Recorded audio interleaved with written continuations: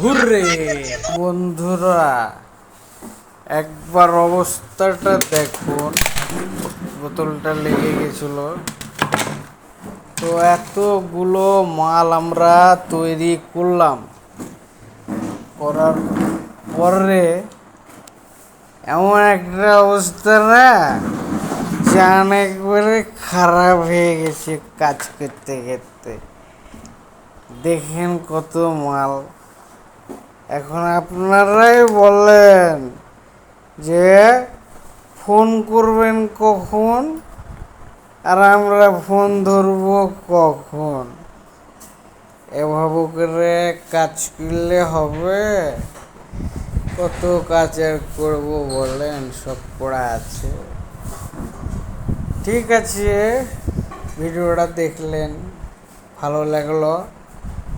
সবাই ভালো থাকবেন, সুস্থ থাকবেন।